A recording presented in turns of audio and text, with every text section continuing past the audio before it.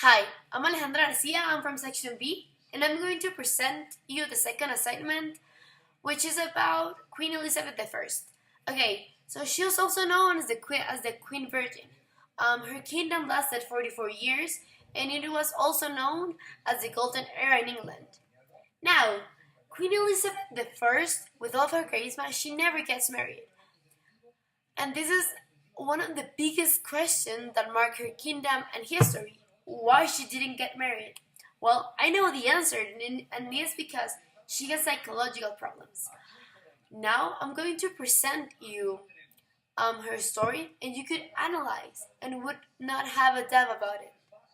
Okay, we all know that Elizabeth is the daughter of Henry VIII and Anne Boleyn, his second wife. Um, when Elizabeth born, Henry VIII was disappointed. He was mad. He was sad. Why? Because his desire was to have a boy.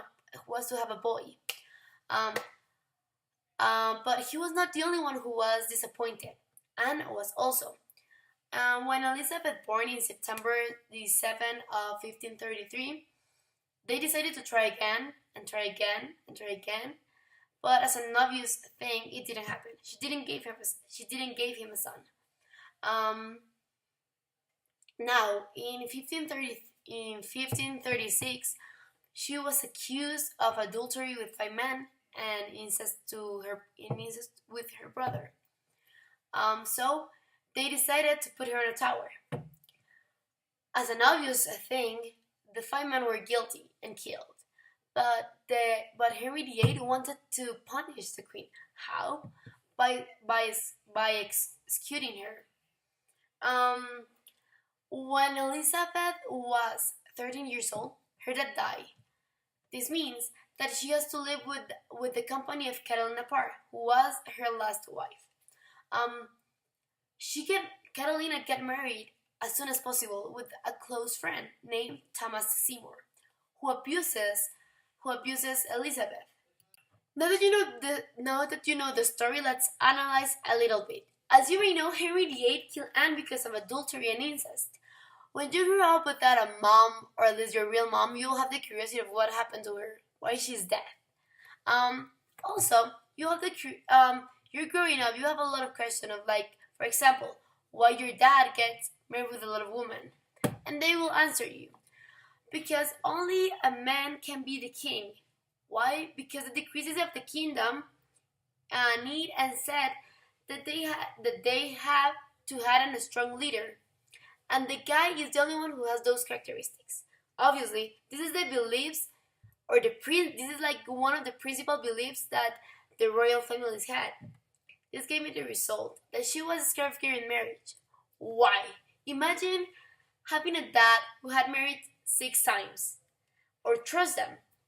As I just mentioned, Thomas Seymour abuses her. Plus, she will lose power. Why?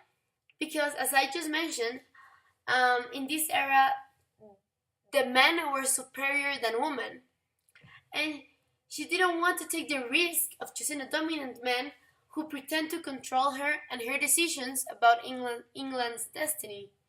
She was scared of getting married because she feels that if she get pregnant and the baby was a girl, her husband may abuse of her daughter, and causes her psychological problems, just like they did to her.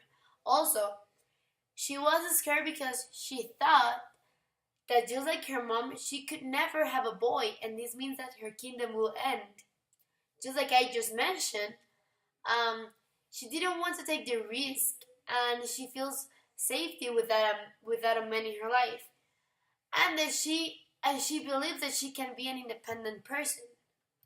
Now that it's clear that Elizabeth I had psychological problems, I can ask you, would you get married?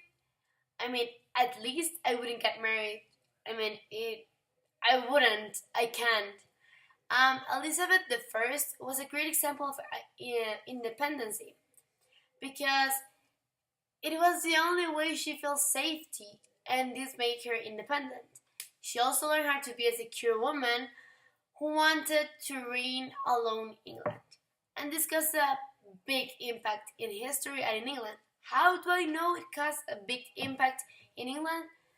A great example is Elizabeth II, who also reigned on her own, and as you may know, it lasted a lot of time and it was a great reign. Thank you.